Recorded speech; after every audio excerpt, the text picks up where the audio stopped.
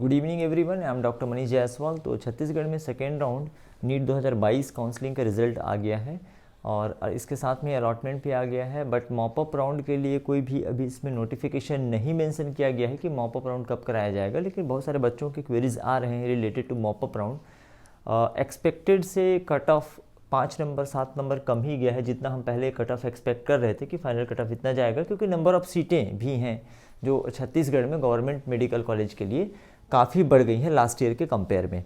अब कई सारे पेरेंट्स या बच्चे सोच रहे हैं कि क्या मॉपअप राउंड में भी इसी तरह से जो कट ऑफ है वो ड्रॉप होगा। तो अगर आप जानना चाहते हैं कि एग्जैक्टली क्या सिनेरियो होने वाला है मॉपअप राउंड के लिए, तो वीडियो को लास्ट तक देखिएगा और कमेंट में आप मुझे ये बताइए कि आप किस जगह से ये वीडियो देख रहे हैं, मतलब आप कहाँ से बिलोंग करते हैं, आप छत्तीसगढ़ से या छत्तीसगढ़ के बाहर से हैं।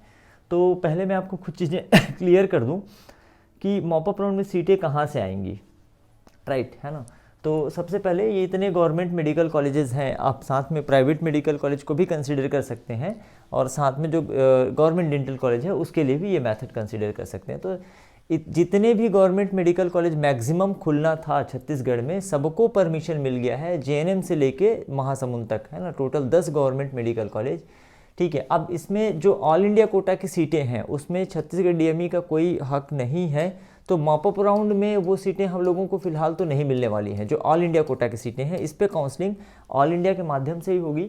और पहले जैसे ऑल इंडिया में सिर्फ 2 राउंड होते थे और उसके बाद जो सीटें होती थी उसको स्टेट को ट्रांसफ़र कर दिया जाता था, तो ये अब ऐसा नहीं होता है। इसका मतलब ये क्लियर है कि मॉपअप राउंड में ऑल इंडिया की कोटा की जो सीटें हैं वो कन्वर्ट होके या ट्रांसफ़र होके स्थानांतरित होके स्टेट गवर्नमेंट को नहीं मिलेंगे। तो ये सीटें मॉपअप राउंड में हमारे लिए अवेलेबल नहीं रहेंगी।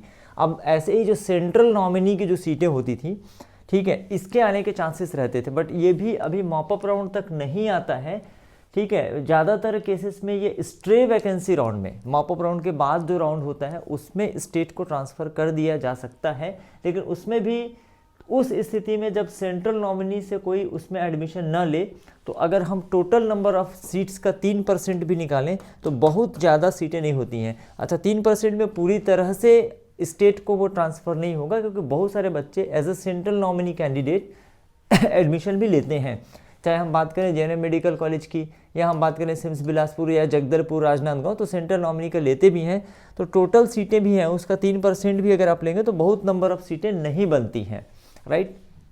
इसके बाद अगर हम देखें जो स्टेट कोटा की सीटें बच जाती हैं, जो रिमेनिंग सीटें हैं ऑल इंडिया कोटा और सेंट्रल नॉमिनी निकालने के बाद स्टेट कोटा की जो सीटें बनती है उस पर लगभग सभी सीटों का जो काउंसलिंग है सेकेंड राउंड के माध्यम से अलॉटमेंट कर दिया गया है। फर्स्ट राउंड में जो अलॉटमेंट किया था उसमें जिन बच्चों ने एडमिशन नहीं लिया था और वो सीटें वैकेंट रह गई थी उसको भी सेकेंड राउंड में कंसिडर किया गया है। प्लस जो नया मेडिकल कॉलेज सेकेंड राउंड में ऐड हुआ, जैसे कि चंदूलाल चंद्राकर मेडिकल कॉलेज जो फर्स्ट राउंड में नहीं था, इसकी जो 200 सीटें ऐड हुई उसमें से जो स्टेट कोटा का सीट है उसको पूरा अलॉट कर दिया गया है। साथ ही जो आपका कोरबा और महासमुंद में ईडब्ल्यूएस के नाम से जो 25 और 25 सीटें आई, ये भी ऐड कर दिया गया है। दैट मीन्स कि आप कह सकते हैं कि जितने भी गिवन 10 कॉलेज हैं सभी जगह ईडब्ल्यूएस की सीटें ऑलरेडी आ चुकी हैं। लास्ट ईयर क्या हुआ था कि मॉपअप राउंड तक कुछ कॉलेजेस में ईडब्ल्यूएस के नाम से जो सीटें हैं वो मॉपअप राउंड में आई थी, इसलिए मॉपअप राउंड में न सिर्फ ईडब्ल्यूएस बच्चों को बल्कि इसके अलावा जनरल या जिसको अनरिजर्व आप कहते हैं या ओबीसी, एसटी और एससी कैंडिडेट के भी बच्चों को, कुछ बच्चों को सीटें मिली जिनको सेकेंड राउंड में सीट नहीं मिला था। तो एक्सपेक्टेशन या उम्मीद आप मॉपअप राउंड में बहुत कम रखिए। मुझे तो नेग्लिजिबल ही लग रहा है कि नगण्य सीटें ही दिखाई दे रही हैं। भाई आएंगी कहाँ से सीटें। हाँ, अभी जो सेकेंड राउंड में जिनको फ्रेश अलॉटमेंट हुआ है उनको डॉक्यूमेंटेशन में यदि कोई गड़बड़ी है, जो कि चांसेस मेरे ख्याल से 1% भी नहीं रहता कि डॉक्यूमेंट उनका प्रॉपर नहीं है या किसी कारण से उन्होंने सीट छोड़ दिया, तो ऐसे 1, 2, 4 बच्चे ही होंगे टोटल अलॉटमेंट जितने लोगों को हुआ है सेकेंड राउंड में। तो 2-4 बच्चे ही ऐसे होंगे जिन्होंने या तो सीट छोड़ दिया है, एडमिशन नहीं ले रहे हैं, वो ड्रॉप लेके फिर से प्रिपरेशन करना चाहते हैं अच्छे कॉलेजेस के लिए, या फिर जिनको कहना चाहिए कि डॉक्यूमेंट के कारण, डॉक्यूमेंट में सही न होने के कारण उनको एडमिशन नहीं दिया गया। तो कितनी सीटें हो सकती हैं ऐसी? मैक्सिमम 3, 4 या 5 सीटें मैक्सिमम, ठीक है, मैक्सिमम मैं कह रहा हूँ, ठीक है, और ज़रूरी नहीं है कि इतना हो भी। प्लस सेंट्रल नॉमिनी की सीटें आपको स्टे वैकेंसी में मिलने वाली हैं।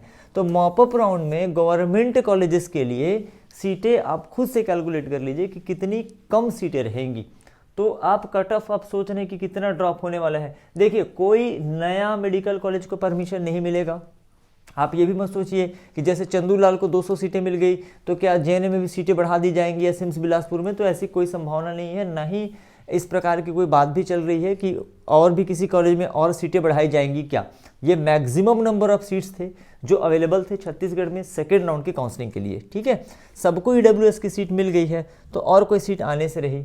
तो इस तरीके से आप देखो जैसे सेकेंड राउंड का जो फाइनल कट ऑफ गया है, हम यही मान सकते हैं कि मॉपअप राउंड में भी लगभग यही कट ऑफ रहने वाला है। और इसके बाद जो स्ट्रे वैकेंसी राउंड होगा जिसमें कि सेंट्रल नॉमिनी की सीटें प्लस जो ऑल इंडिया की सीटें हैं जो जिस स्टेट में कन्वर्ट कर दी गई हैं वो आ जाएंगी, तो उस केस में थोड़ी सीटें बढ़ेगी स्टे वैकेंसी राउंड में, लेकिन उससे कट ऑफ पे बहुत ज़्यादा प्रभाव नहीं पड़ेगा क्योंकि यहाँ पे एक एक नंबर में 8 बच्चे 10 बच्चे रहते हैं तो वो ही ऑक्यूपाई कर लेंगे। तो अगर 513 से बहुत ज़्यादा कम हुआ तो अब मॉपअप की बात नहीं कर रहा हूँ मैं, फाइनल कट ऑफ की बात कर रहा हूँ, तो ये 500 ये है ना 512 या 11 मतलब बहुत अच्छा लग रहा तो ठीक है, मैं उसको भी नहीं कह रहा हूँ, हो सकता है 513 में ही क्लोज हो जाए या 508 या 507 में ही ये क्लोज हो जाए, ये सारी चीज़ें ठीक है। अब बात करते हैं ईडब्ल्यूएस की, कोई नई सीट तो आने वाली नहीं है, तो ईडब्ल्यूएस के हो सकता है किसी बच्चे का डॉक्यूमेंट सही नहीं है तो उसमें से एक आध किसी और को मिल जाए 449 नंबर पे ही या 448 नंबर हो जिसका नेक्स्ट ईडब्ल्यूएस हो, उसको मिलने के चांसेस हैं। ऐसे ही एससी कैटेगरी और एसटी कैटेगरी में तो ये मिनिमम जो कहना चाहिए जो कट ऑफ गया हुआ है सेकेंड राउंड में, है ना, इसके बाद और ज़्यादा कट ऑफ ड्रॉप होने की उम्मीद मत करिए, ठीक है। बेहतर ये होगा कि अगर आपके मार्क्स गैप ज़्यादा है भाई ठीक है, आप काउंसलिंग में पार्टिसिपेट कर सकते हैं, ऑनलाइन ही होने वाला है मॉपअप राउंड या स्टे वैकेंसी का भी नोटिफिकेशन आपको सीजीडीएमई के थ्रू मिल ही जाएगा। कोई नया रजिस्ट्रेशन मॉपअप राउंड के लिए एटलीस्ट गवर्नमेंट कॉलेज के लिए तो शुरू नहीं होने वाला है। हाँ, ये हो सकता है कि प्राइवेट मेडिकल कॉलेज में कुछ कैटेगरी की सीटें वैकेंट रह जाएं या फिर कह सकते हैं कि जो प्राइवेट डेंटल कॉलेज हैं वहाँ पे सीटें वैकेंट रह जाएं, तो उनको फुलफिल करने के लिए जो मॉपअप राउंड या स्टे वैकेंसी राउंड होगा उसमें उनके लिए स्पेशली न्यू रजिस्ट्रेशन लिया जा सकता है। लेकिन गवर्नमेंट मेडिकल कॉलेज की सीटें तो जितने नंबर ऑफ स्टूडेंट्स ने ऑलरेडी रजिस्टर्ड कराया हुआ है उनसे ही भर जाएंगी, तो उनके लिए कोई नया रजिस्ट्रेशन मॉपअप राउंड के लिए अलग से नहीं होगा। तो इन चीज़ों का आपको ध्यान रखना है। हाँ, प्राइवेट के लिए अगर रजिस्ट्रेशन होता है तो उसको आप फुलफिल कर सकते हैं। मार्क्स अगर आपके कम है इससे, है ना, मार्क्स गैप आपका ज़्यादा है, किसी के 506 नंबर है ओबीसी में, किसी के 505 नंबर हैं, तो बहुत ज़्यादा उम्मीद मत लगाइए क्योंकि जितने कॉलेजेस को मान्यता मिलना था वो मिल चुका है, जितने नंबर ऑफ सीटें आनी थी वो आ चुकी हैं। अब इसके अलावा कोई नया मेडिकल कॉलेज फ़िलहाल तो नहीं खुलने वाला है।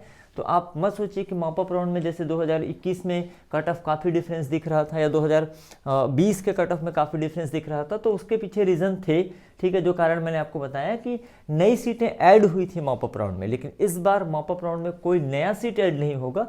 हो सकता है कि कुछ बच्चे एडमिशन न ले रहे हों या जो मैंने आपको रीज़न बताया, तो उस कारण से 2-4 सीटें आपको देखने को मिल सकती हैं मॉपअप राउंड में छत्तीसगढ़ की। तो इस तरीके से, है ना, आप देख लीजिए, उसके अकॉर्डिंग ही आगे बेहतर ये होगा कि अगर आपके मार्क्स कम हैं तो आप प्रिपरेशन स्टार्ट करिए नीट 2023 का 2023 का तैयारी चालू कर दीजिए क्योंकि अब उसके लिए भी समय कम बचा हुआ है।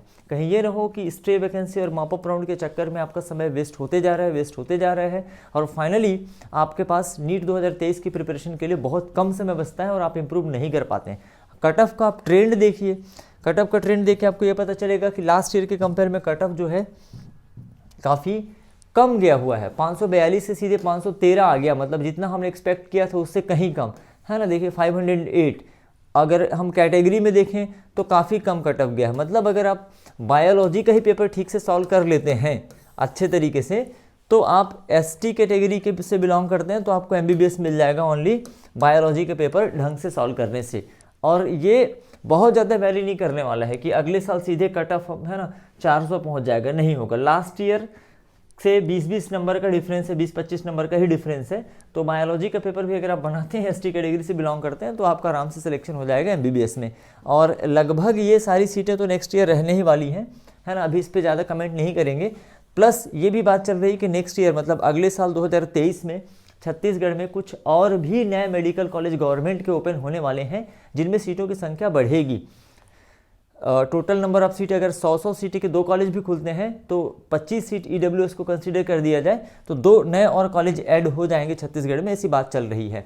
तो इसलिए बेहतर ये होगा कि कम समय अगर बचा हुआ है तो ज़्यादा ध्यान मॉपअप या स्टे वैकेंसी पे न देकर हम अपनी पढ़ाई पर ध्यान दें, अपने प्रिपरेशन पे ध्यान दें। चलो ठीक है, अगर मॉपअप एसटी वैकेंसी राउंड में मिल भी जाता है कॉलेज तो अच्छी बात है, और नहीं मिलता है तो उस केस में आपका नीट 2023 चूकना नहीं चाहिए, मिस नहीं होना चाहिए। So thank you very much for watching this video. किसी इन्फॉर्मेटिव वीडियो के साथ मिलते हैं नेक्स्ट टाइम। Thank you.